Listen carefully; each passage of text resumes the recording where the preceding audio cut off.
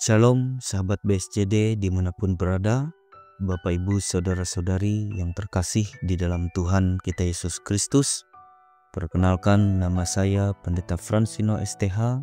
Saya bertugas di Resort GKI Muara Teweh.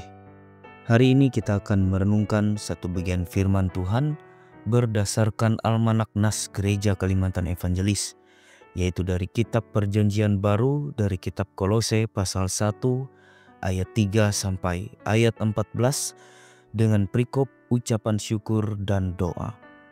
Saya akan membacakan ayat 12 sampai ayat 14 saja.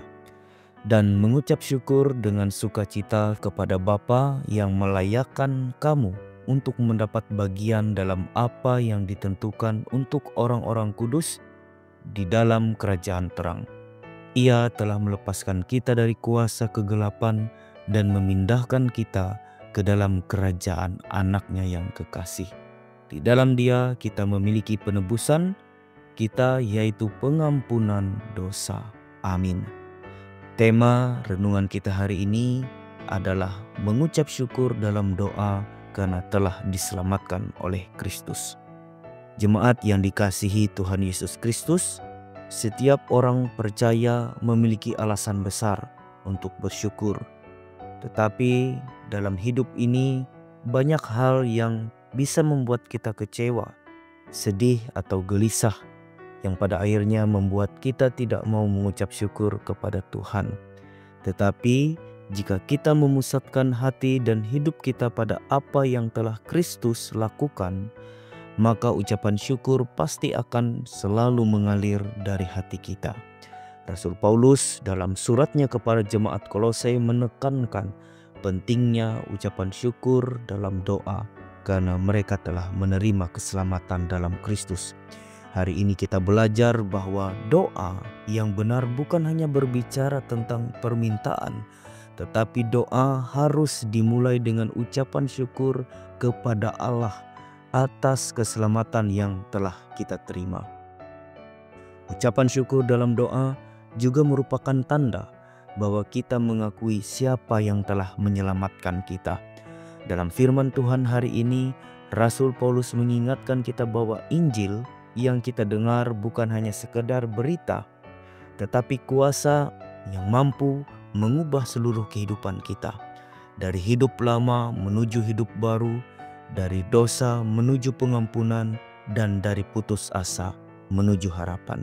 Pertanyaannya, apakah kita juga telah merasakan kasih karunia itu? Jika ya, mari kita ucapkan syukur kepada Tuhan Yesus, karena kita telah menerima anugerah terbesar, yaitu keselamatan.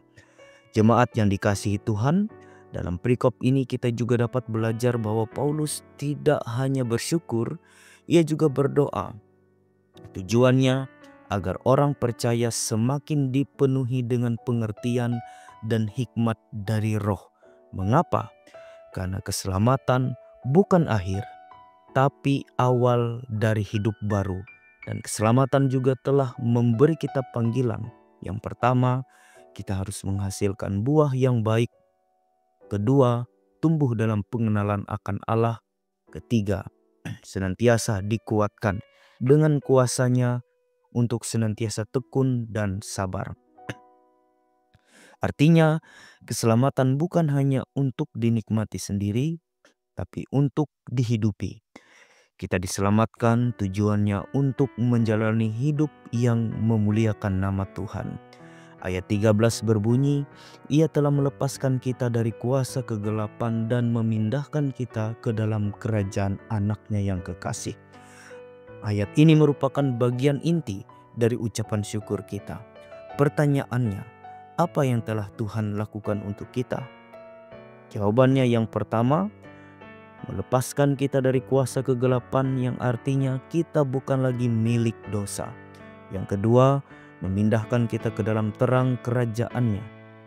Artinya kita sekarang adalah warga kerajaan Allah. Dan yang ketiga, memberi penebusan dan pengampunan dosa.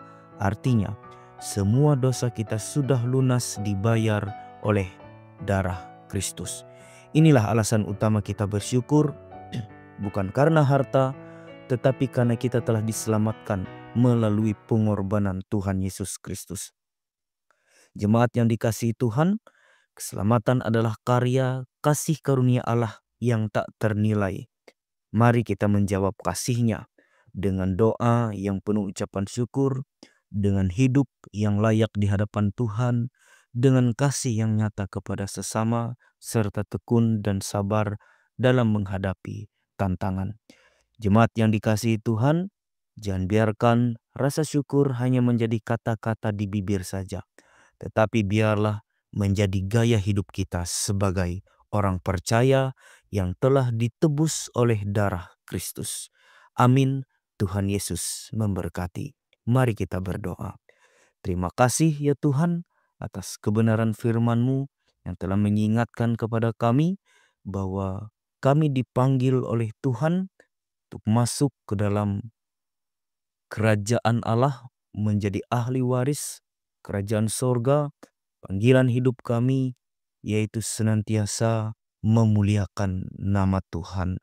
Mampukan kami ya Tuhan untuk melakukan firman-Mu sehingga kehidupan kami senantiasa memuliakan nama Tuhan. Terpujilah nama-Mu Bapa di sorga, di dalam nama Tuhan Yesus kami berdoa seraya mengucap syukur. Amin.